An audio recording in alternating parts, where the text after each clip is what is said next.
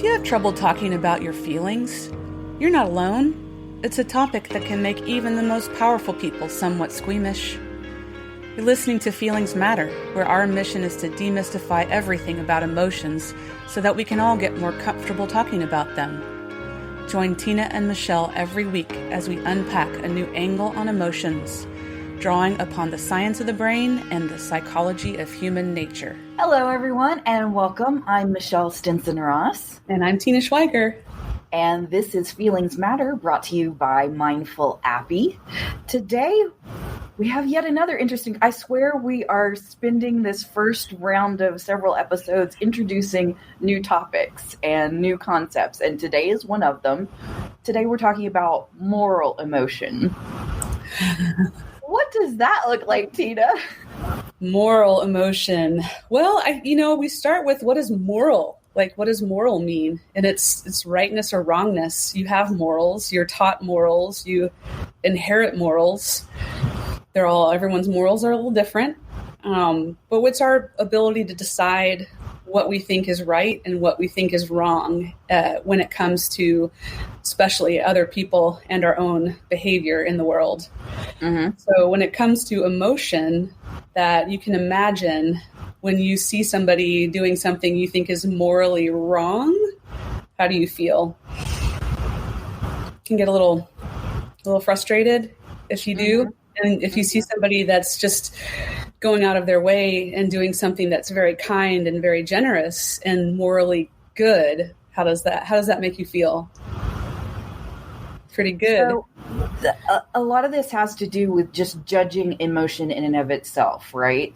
So we're very quickly mental shorthand associating anger bad, mm-hmm. happy good, mm-hmm. Guilt bad. I don't know what's an opposite for guilt.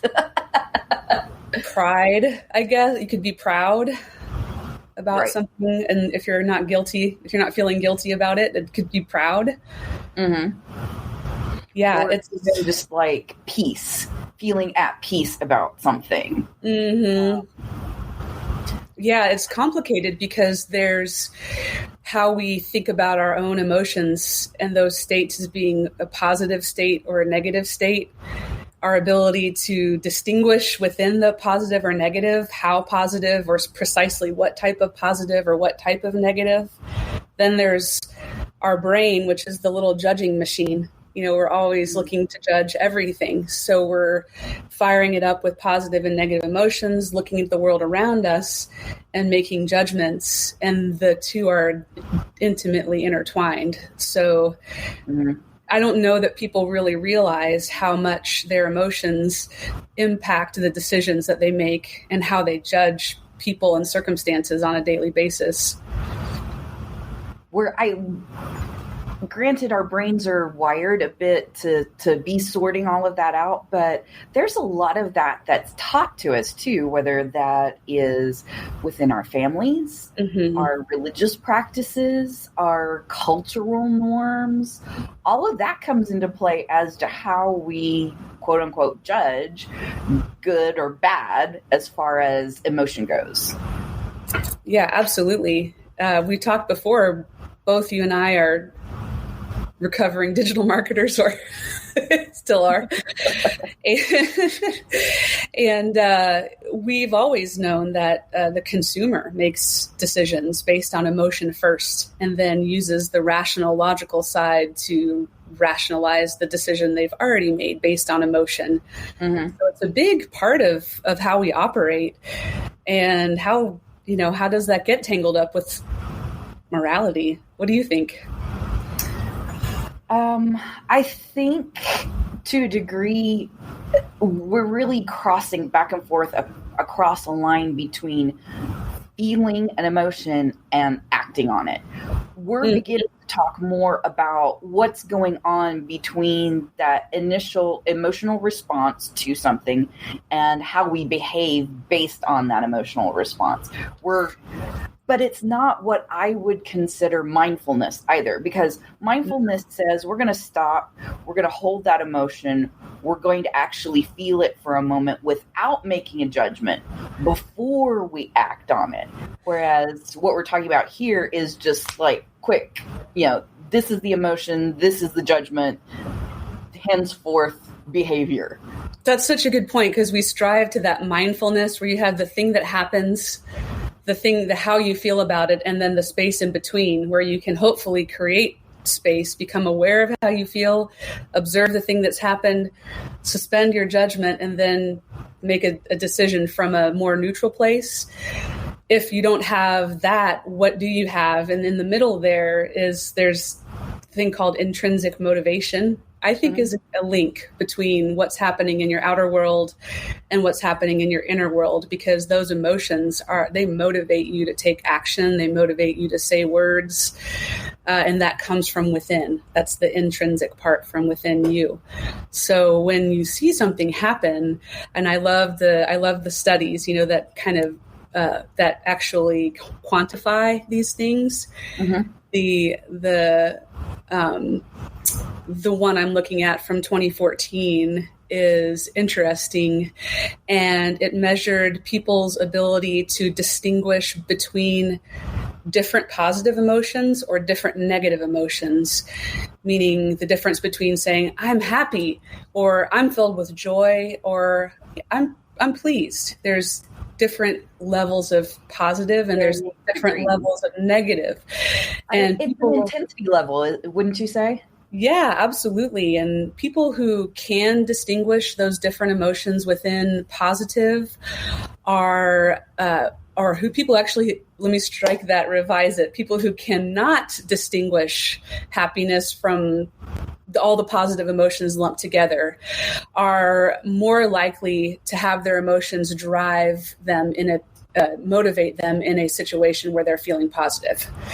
And the opposite is true for negative. If you're more likely to be able to distinguish different negative emotions, frustration from anger, from disgust, you're less likely to have those negative emotions motivate you to take an action in the moment, in that intrinsic motivation. Interesting. I know. I'll put a link to that out there. And feel free to also add those links in, like the comments in the social streams as well, because there will be people watching. Oh, yes. So the judgment, how is that impacting our behavior? How are we internalizing this process?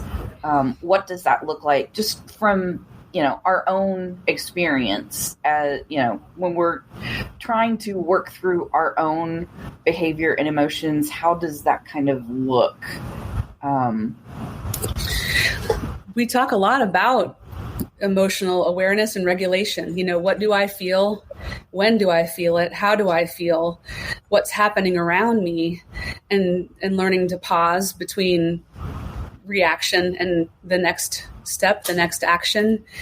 And various situations. I mean, I always love to have a scenario. What kind of a scenario could we come up with that we would either consider to be situationally morally good or situationally morally bad?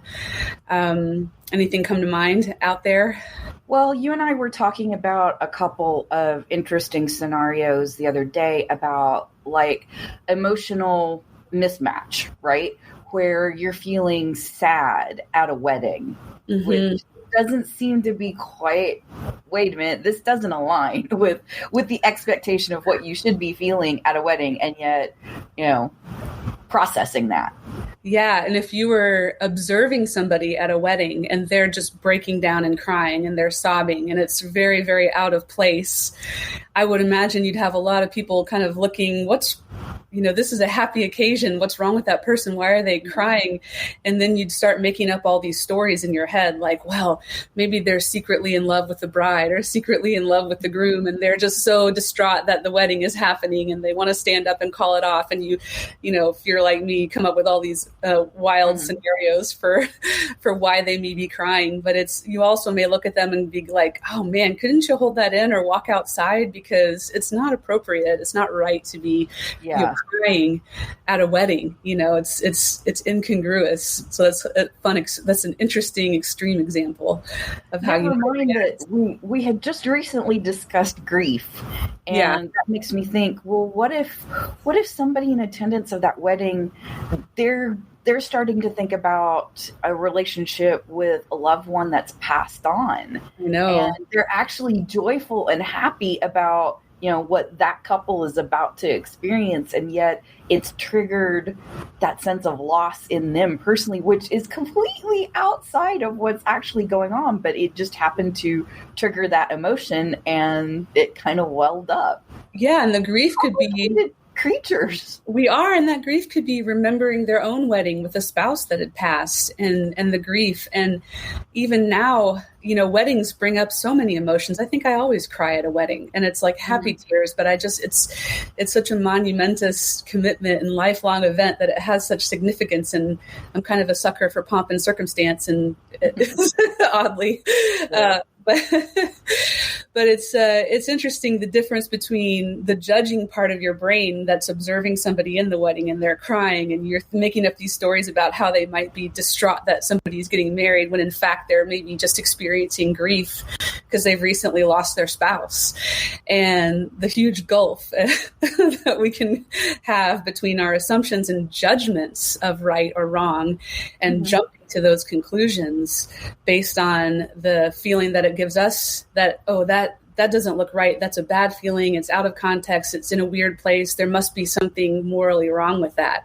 And then you're going down the pathway of morally wrong, when in fact, it's somebody that's processing their own grief, and it's not necessarily morally wrong or morally right. Right.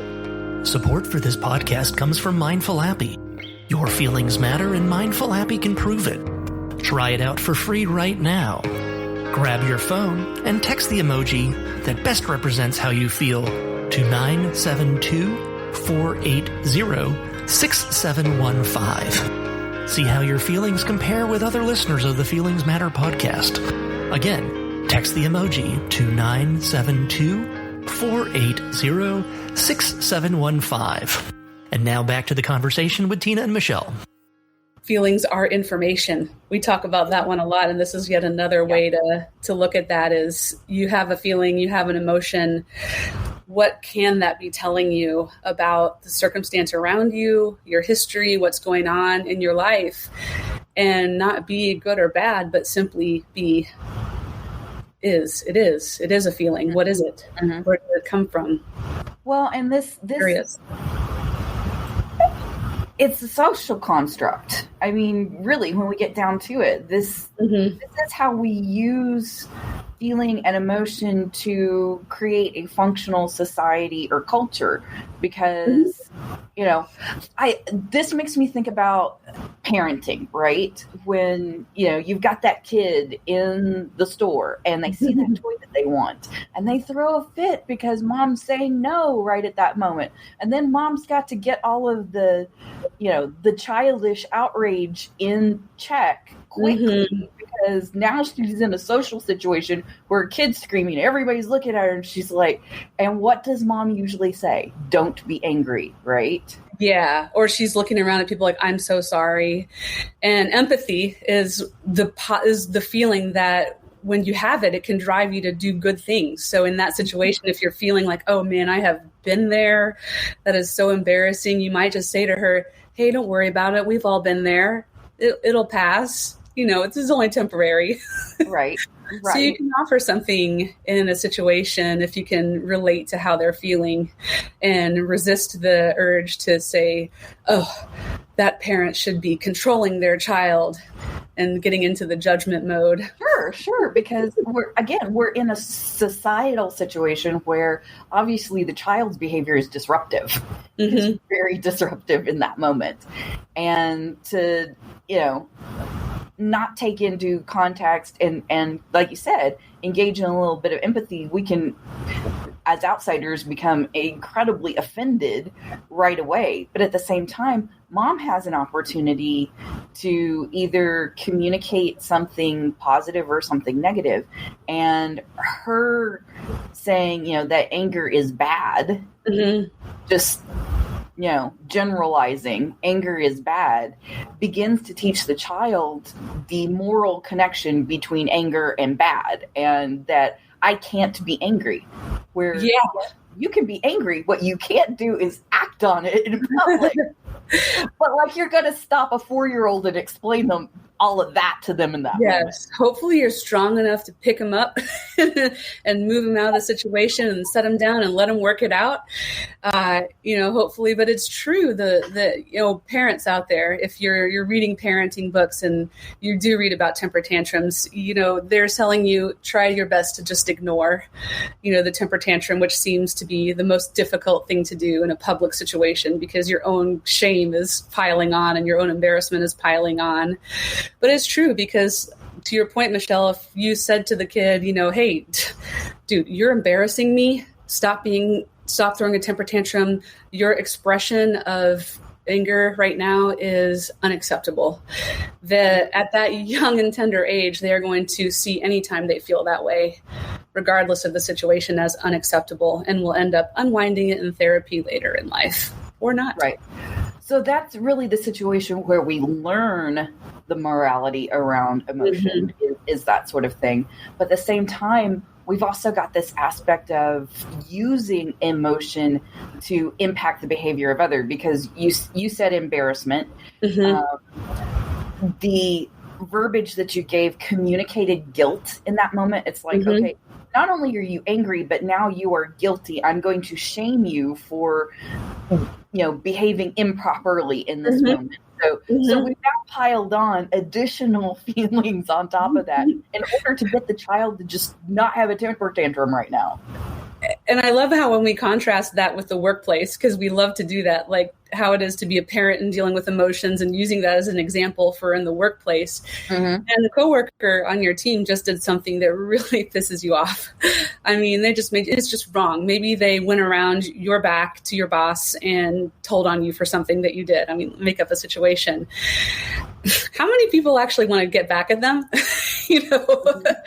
You're angry and you actually want to retaliate. So that's, if you have that kind of fight mentality, you may make that decision and just retaliate in the moment. You may snap back and say something mean. You may bring up a situation in the past where that person, is in a similar situation. I mean, again, the best thing to do is nothing.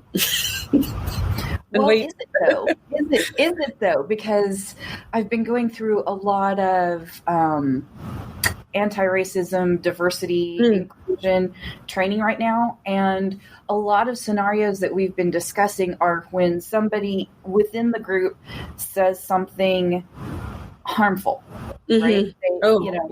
An inappropriate joke or any sort of comment. Like one of the scenarios we were discussing recently was somebody of Latinx background decided to move to a predominantly Latin neighborhood. And the white person in the room goes, well, do you feel safe living there? And the entire room just goes quiet.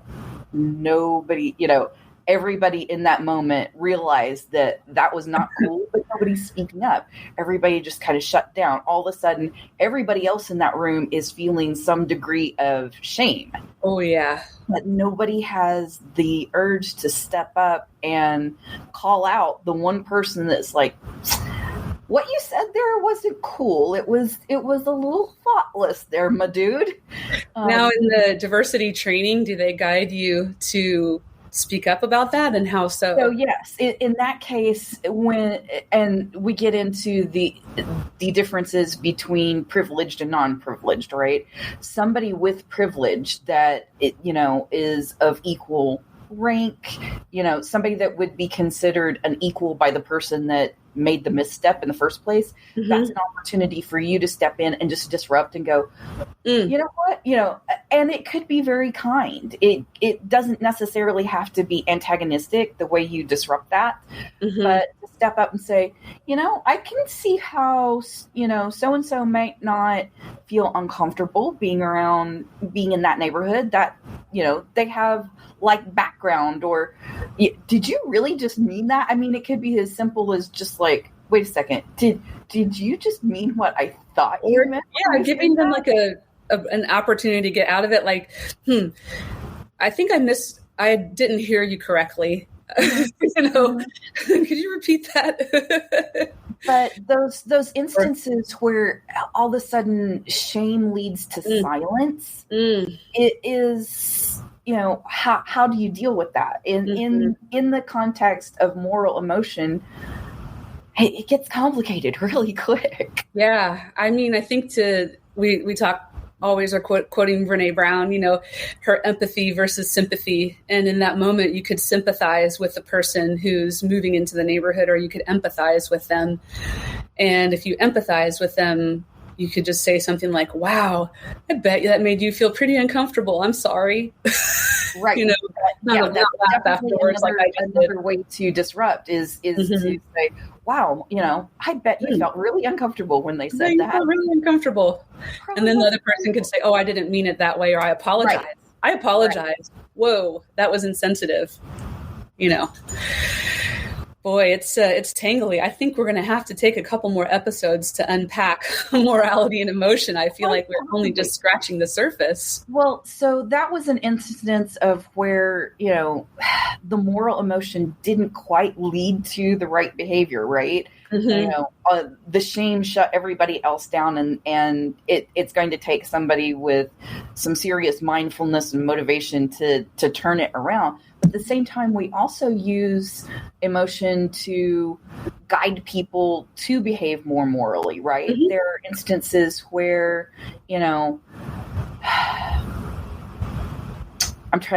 so feelings of acceptance of wow, or admiration is the one I wanted to get to, where somebody's doing something really cool, really neat, commendable, and feeling that way internally guides somebody else to then do the same thing, right? To pay it forward. Yeah, it's kind of like sometimes when I'm going in and out of, like, especially a doctor's office, and there's a woman coming in to go to the pediatrician, and she has the cart with the kid in it, and then the baby carrier, and then like the toddler, and like she's carrying all this stuff, and I see her trying to enter or exit the door. Often you just kind of stop, you just open the door, and you stand there like, this is a lot, enter.